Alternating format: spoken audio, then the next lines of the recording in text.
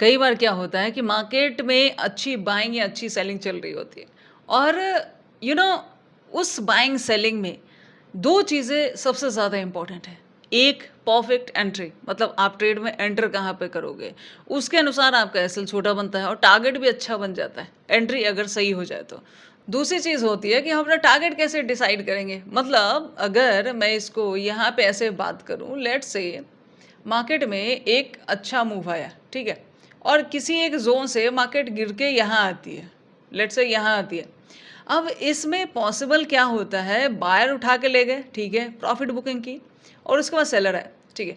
अब इसमें एक चीज़ समझिए, लेट्स से एक बंदा यहाँ एंट्री करेगा तो इधर एसएल रखेगा, तो उसके पास टारगेट देखो, दूसरा इधर एंट्री करेगा, उसका टारगेट देखो, तीसरा इधर कहीं एंट्री करेगा, उसके पास तो टारगेट बचा ही नहीं, ठीक है। एक सिस्टम ये होता है जिसके अनुसार सारे ट्रेडर ट्रेड कर रहे होते हैं, मल्टीपल ट्रेडर्स हैं, अलग अलग जगह पे एंट्री कर रहे हैं। अब दूसरी चीज़ फैक्टर यहाँ पे क्या है, लेट्स से अगर कोई बहुत अच्छी एंट्री प्लान भी कर ले, इधर एग्जिट हो जाए तो बाकी टारगेट उससे मिस हो गया ना, इधर एग्जिट हो जाए तो भी काफ़ी टारगेट उससे छूट जाता है। सो एक परफेक्ट एंट्री और परफेक्ट एग्जिट कैसे डिसाइड करेंगे, वैसे तो इसके बहुत सारे टूल हैं। इस वीडियो में एग्जैक्टली एक टूल की बात करेंगे जो आपको ये बताता है कि आप सही तरीके से परफेक्ट एंट्री कहाँ पे कर सकते हो और एग्जिट। क्योंकि आप खुद बताओ, इसमें ये बताओ, एक एक सवाल का जवाब देना ईमानदारी से कि अगर आप इधर कहीं एंट्री प्लान कर लो, मान लिया बहुत अच्छी आप एंट्री प्लान कर पा रहे हो, लेकिन अगर आप इधर एग्जिट हो पा रहे हो तो क्या ये पूरी तरीके से आपने इस मोमेंटम का बेनिफिट लिया? नहीं। सिमिलर चीज़ अगर बाइंग में देखा जाए, मान लिया आप इधर कहीं एंट्री ले लिए और इधर यहाँ एग्जिट हो जाए या यहाँ एग्जिट हो जाए तो काफ़ी टारगेट छूट जाता है। अगर इधर कहीं एग्जिट होए तो इसको अच्छा कह सकते हैं, या इधर सेलिंग में भी यहाँ तक भी अगर टारगेट कोई ले रहा है ये वाला, तो ये बहुत अच्छा टारगेट है। अगर इतना मिस भी होता तो कोई बात नहीं, लेकिन बिल्कुल अगर इतना सा लेके हम हटते हैं ट्रेडिंग में तो वो कहीं से वर्थ नहीं होता है। और लॉन्ग टर्म में देखो, जो भी ट्रेडिंग कर रहा है वो सबसे पहली चीज़ किसके लिए कर रहा है? प्रॉफिट के लिए। अगर प्रॉफिट ही सस्टेन नहीं करेगा तो कोई किस लिए ट्रेड करेगा? ट्रेडिंग करने का कोई लॉजिक बनता है क्या? एग्जैक्टली बिल्कुल भी नहीं, ठीक है। ट्रेडिंग सिर्फ एंट्री और एग्जिट का नाम नहीं होता भाई, सारा गेम तो इंसान पैसे के लिए ही ट्रेड कर रहा होता है ना। ट्रेडिंग आपने शुरुआत कैसे की थी? आपको कहीं से पता चलता है कि ट्रेडिंग में पैसा बनता है, तो आप डायरेक्टली इनडायरेक्टली इस फील्ड में इसीलिए एंटर हुए थे, आपको पैसा यहाँ बनाना था, जाहिर सी बात है। अब सारी बात ये आती है कि पैसा बनाना तो था, लेकिन पैसा सिर्फ पैसा बन जाएगा ऐसा सोचने से तो नहीं बनता ना। इवन इससे ये आपके लॉसेस का भी कारण काफ़ी हद तक काफ़ी जगह पे बनता है। तो इसको कैसे ठीक कर सकते हैं, या एक परफेक्ट एंट्री एंड एग्जिट कैसे प्लान कर सकते हैं? देखो, सबसे पहले थोड़ा सा इस चीज़ को समझो। अगर मार्केट उठ के किसी एक रेंज पे जाके इस रेंज पे अगर रुकती है और यहाँ से ऐसे गिरती है, तो इसका सबसे पहला कारण ये है कि सेलर को एक सेलिंग जोन मिला तो उन्होंने सेलिंग करना पसंद किया। जो बायर इधर से आ रहे थे वो यहाँ एग्जिट होना, मतलब काफ़ी लोग अपना प्रॉफिट बुक कर रहे हैं या एग्जिट हो रहे हैं, उसका क्या कारण होता है? या तो ये कोई सप्लाई जोन है, या कोई ऐसा जोन है जहाँ से सेलर एक्टिव हो सकते हैं, या तो बायर का पैसा काफ़ी अच्छा बन गया है तो वो एग्जिट होना पसंद करते हैं, ठीक है। सो इसमें मेन हमारा टारगेट होने वाला है दिस वन। मतलब एक एरिया से अगर सेलिंग आ रही है तो हम यहाँ पे एक परफेक्ट टारगेट और परफेक्ट एंट्री कैसे प्लान कर सकते हैं और सेलिंग जोन को आइडेंटिफाई कैसे कर सकते हैं? देखो, वैसे तो सेलिंग जोन डिफाइन करने के लिए बहुत सारे तरीके हैं, लेकिन मैं यहाँ पे आपको एक टूल की बात करूँगी। ये टूल काफ़ी हद तक बहुत अच्छा वर्क करता है।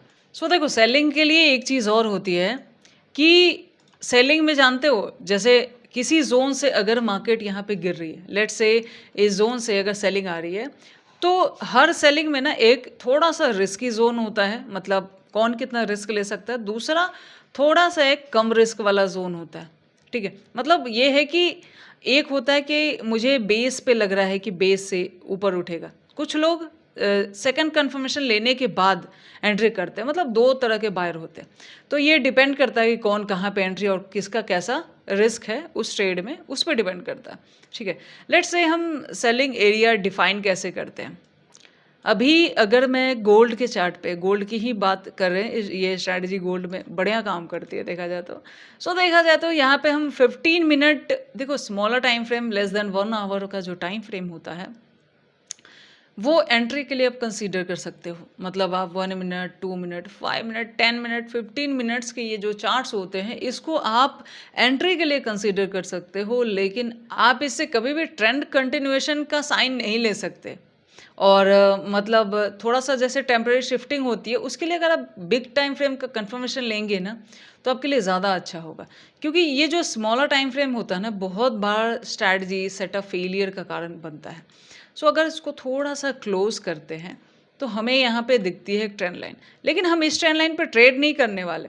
इस ट्रेंड लाइन से हम बस ये समझ रहे हैं कि ये एक सेलिंग एरिया है। मतलब स्ट्रैटेजी कुछ और है, ट्रेड कुछ और है। बस इसलिए इसको बता रहे हूँ, पहले भी बताया था, इसलिए बता रही हूँ बिकॉज़ सेलिंग एरिया आइडेंटिफाई करना ज़रूरी होता है। So according to this trend line, अगर 1 आवर में हम देख रहे हैं, 4 आवर में भी देख सकते हो, ये एक सेलिंग ज़ोन है जहाँ से मार्केट बार-बार टकरा के गिरी है। ठीक है? मल्टीपल टाइम यहाँ से सेलर एक्टिव हुआ है, अभी दोबारा आ रही है। चांसेस है अगर ब्रेकआउट करता है, तो फिर जब तक इसके नीचे है, बहुत बढ़िया बाइंग नहीं आ सकती। ठीक है? सो मतलब मैं अभी बाइंग पे नहीं जा रही कि ये ट्रेंड लाइन एक सेलर का ज़ोन होता है, जो एक साइन ये देता है कि सेलर एक्टिवेशन कर सकते हैं। क्यों? क्योंकि प्रीवियसली यहाँ से सेलिंग आई है, प्रीवियसली सेलिंग आई है, प्रीवियसली सेलिंग आई है, इसीलिए हम ये कन्फर्मेशन लेते हैं। अब बार-बार टकराएगा तो ब्रेक करेगा, लेकिन जब तक ब्रेक नहीं करता, तब तक ये सेलर का ही ज़ोन होता है। ब्रेक करने के बाद ये सेलिंग से बाइंग में शिफ्ट होता है, ऐसा समझ सकते हो। ठीक है? तो इसमें अब हमें ये पता चल गया कि ये एक सेलिंग ज़ोन है और इसके लिए आप थोड़ा-सा एक सपोर्ट एंड रेजिस्टेंस का भी यूज़ कर सकते हो। ठीक है? मतलब आपको बस सेलर ज़ोन आइडेंटिफ़ाई करना है, जहाँ से सेलर सेल करना पसंद करते हैं, चाहे वो थोड़े हो या ज़्यादा हो। लेकिन ये है कि आपको एक कन्फर्मेशन चाहिए, अगर बाइंग चल भी रही है, क्या ये कोई सेलर ज़ोन है? क्या प्रीवियसली यहाँ से सेलर एक्टिव होके पैसा लगाना पसंद किए हैं क्या? तो 2 कन्फर्मेशन हमें यहाँ पे मिलती है। फर्स्टली ट्रेंड लाइन का, दूसरा ये बिग टाइम फ्रेम में यहाँ पे एक रेजिस्टेंस है जो ये बताता है कि इट्स अ सेलिंग ज़ोन। ठीक है? अब जितना आए, कम आए या ज़्यादा आए, यहाँ से सेलर एक्टिव हुए हैं। जैसे कि अगर डाउन में देखोगे, देखो बिग टाइम फ्रेम का support and resistance always work करता है, इतना ध्यान रखो। यहाँ पे भी देखोगे तो आवरली टाइम फ्रेम में अगर मार्केट ने मूव किया, तो जब तक इसके ऊपर सपोर्ट बना रहा है, मार्केट मूव ही कर रहा है अपसाइड। जब तक इसका ब्रेकडाउन, अगर ये आता और ब्रेकडाउन करके निकलता, तो फिर सेलिंग जोन एक्टिवेट होता। सो इसीलिए ये बिग टाइम फ्रेम में सपोर्ट था। सो यहाँ पे भी बायर एक्टिव हुए। अब यहाँ पे मैंने ये आइडेंटिफाई किया कि इट्स अ सेलर जोन। ठीक है? और उसके लिए 1-2 कन्फर्मेशन मैंने ले लिए। एक रेजिस्टेंस है, एक ट्रेंड लाइन है, दोनों ये बता रही है कि सेलर का जोन है, सेलर यहाँ से सेल कर सकते हैं। ठीक है? मतलब अब मैं यहाँ पे ये ट्रेंड लाइन अभी मैं फ़िलहाल हटा सकती हूँ या रख भी सकती हूँ, आपकी मर्ज़ी है। सो अभी देखो होता क्या है एग्जैक्टली, जब 1-2 कन्फर्मेशन हम बिग टाइम फ्रेम पे ले लेते हैं, तो फिर आती है एंट्री और एसएल प्लान करने की बारी। कैसे एंट्री प्लान करोगे और कैसे एसएल प्लान करोगे एग्जैक्टली। इतना सब कुछ जान के भी इधर तो चलो, इधर तो बाइंग आ गई ना। अब यहाँ हम सेलिंग, ये जो सेलिंग आई है, हम कैसे इसमें एंट्री करेंगे? क्या सिर्फ हम यहाँ सेलर को देख के, मान लिया अगर इधर हम एंट्री भी प्लान कर ले, तो हम कैसे जाने कि इधर ही आएगा मार्केट? मार्केट यहाँ से भी घूम सकता था, मार्केट इधर से भी घूम सकता था। तो इस जोन से एग्जैक्टली क्यों घूमता है और कैसे? अभी देखो यहाँ पे अगर मैं इसको छोटे टाइम फ्रेम पे लेके आऊँ 5 मिनट, ठीक है, अभी अगर मैं इसको 5 मिनट या अगर मैं इसको 15 मिनट पे लेके आऊँ, अगर मैं इसको स्मॉलर टाइम फ्रेम पे लेके आऊँ, तो मुझे क्या दिखता है? लेट्स से इस ट्रेंड लाइन या इस रेजिस्टेंस को देख के इधर कोई एंट्री ले सकता है, इस जोन में एंट्री ले सकता है, मान लिया। ठीक है? वैसे ये कन्फर्मेशन इतना काफ़ी नहीं होता। ठीक है? बट मान लिया अगर इस बेस पे, सिर्फ इन दोनों के बेस पे आप सिर्फ सेलर जोन आइडेंटिफाई किए हो भी, अगर एंट्री लोगे तो आप यहाँ तक रुकोगे या आप अपना टारगेट यहाँ तक लेके आओगे? और यहाँ तक किस बेस पे लेके आओगे? ठीक है? इस जगह से भी तो यहाँ जब ऊपर जा रहा था कि मन नहीं हो रहा था कि कि इस जगह पे अगर किसी ने सेल किया तो एग्जिट हो जाए, ठीक है, और मार्केट यहाँ तक का टारगेट दी, तो सबसे अच्छा टारगेट तो ये हुआ ना यहाँ से यहाँ तक। इसको कैसे हम आइडेंटिफाई करते हैं, उसी के लिए हम इस स्ट्रैटेजी का यूज़ करते हैं। फर्स्टली देखो, हम इसमें भी एक ट्रेंड लाइन का यूज़ करते हैं। मार्केट एक बहुत अच्छी रैली करता है, लेकिन इसमें क्या है हमारे पास, इस बात को समझते हैं। ये एक ट्रेंड लाइन है, ठीक है, स्मॉल टाइम फ्रेम की ट्रेंड लाइन है, जिसमें ये दिख रहा है कि मार्केट एक रैली कर रहा है, ट्रेंड लाइन को टच करता है, ठीक है, और फिर वापस रैली करता है। अभी मार्केट इसके ऊपर है। इस जगह पे मार्केट इस ट्रेंड लाइन को ब्रेक करता है, इस जगह पे इस ट्रेंड लाइन को ब्रेक करता है, और यहाँ तक कि पूरी रैली में कहीं भी ये ट्रेंड लाइन ब्रेक होती हुई नहीं दिखती है। यहाँ पे पहली बार ब्रेक होती हुई दिखती है। तो ये ट्रेंड लाइन, ये वाली ट्रेंड लाइन, ये जो डाउन से मार्केट को रन करा के, जहाँ से मतलब हम इस ट्रेंड लाइन को कहाँ से एग्जैक्टली ड्रॉ किए हैं, देखिए, जहाँ बेस से मार्केट उठना शुरू हुई थी, इस जगह से बायर बहुत अच्छी रैली कर रहे थे, buyer still they are holding their position, और यहाँ तक लेके आते हैं, उनको यहाँ एक सेलिंग जोन दिखता है, सेल करते हैं और इस ट्रेंड लाइन का ब्रेक डाउन करते हैं, ठीक है। सो यहाँ पे हम इस चीज़ का कंफर्मेशन लेते हैं एंड देन थोड़ा सा इस चार्ट को बड़ा करते हैं, इसको हटा देते हैं ऊपर वाला, अभी कोई इतनी ज़रूरत है नहीं, मैंने समझ लिया इसका, आप ड्यूरिंग ट्रेड चाहो तो रख सकते हो। अब उसके बाद क्या होता है, यहाँ पे देखो, ये जो फर्स्ट कैंडल इसका ब्रेकडाउन करती है, मैं इस फर्स्ट कैंडल को मार्क करूँगी यहाँ पे, ये वाली, और कुछ इस तरीके से एक लाइन ड्रॉ करूँगी, ठीक है। अब ये जो फर्स्ट कैंडल की मार्किंग होती है, वैसे तो ये 4 आवर में ट्रेंड लाइन का भी एक रेजिस्टेंस दिखा रहा था, मतलब मैं उसको रहने देती हूँ, समझ में आ जाएगा। 1 second, let me draw it again 1 hour trend line. 1 hour में ये जो ट्रेंड लाइन था, इसका तो रेजिस्टेंस था ही यहाँ पे। दूसरा, हम अभी फोकस कर रहे हैं, अगर मान लिया ये नहीं भी हो ऊपर वाला, कोई बात नहीं, ये जो डाउन साइड की ट्रेंड लाइन आ रही थी, यहाँ जो ब्रेकडाउन हुआ, हम उस कैंडल को एग्जैक्टली मार्क करते हैं 15 मिनट पे, जैसे स्मॉल टाइम फ्रेम पे जो हम ट्रेड कर रहे हैं, उस ट्रेडिंग वाले टाइम पे हम मार्क करते हैं। जो फर्स्ट कैंडल इस ट्रेंड लाइन को ब्रेक डाउन करती है, हम उसको मार्क करते हैं, क्योंकि कारण क्या होता है ना, कि परफेक्ट एंट्री कैसे प्लान होती है। लेट्स से मार्केट ब्रेकडाउन कर दी, अब इधर एंट्री ले लेंगे और यहाँ गया तो ऐसे ले लिया ना। सो आपको सिंपली क्या करना है, ये जो फर्स्ट कैंडल ब्रेकडाउन की, इसको मार्क कर लो, इसको मार्क करके एक एरिया यहाँ पे ड्रॉ कर दो। अब ये मार्केट घूम के यहाँ आती है, इट्स अ सेलिंग जोन, ठीक है। हालांकि मार्केट यहाँ 3 बार आई है, उसके बाद गिरी है, तो वो मार्केट के हाथ में है कि वो 1 बार में जाएगी या 2 बार में जाएगी या 3 बार में जाएगी, वो उसकी मर्जी है। लेकिन आपको हमेशा क्या रेडी रहना है कि ये फर्स्ट कैंडल मार्क कर देना, इधर चला गया कोई बात नहीं, कुछ मत करो, वापस जब इस जोन में आ रही है फिर एंट्री प्लान करो, ठीक है। हालांकि 1-2 बार यहाँ फिर एसएल भी लेने का प्लान किए, लेकिन वापस जब इधर आ रहा है तो कई बार होता है ना कि हम जैसे देखो, इधर अगर ऊपर जा रहा है तो आप एसएल देने में टाइम मत लगाओ, आप एसएल दे दो, लेकिन वापस जब रिवर्स हो रहा है फिर से री एंट्री प्लान कर सकते हो।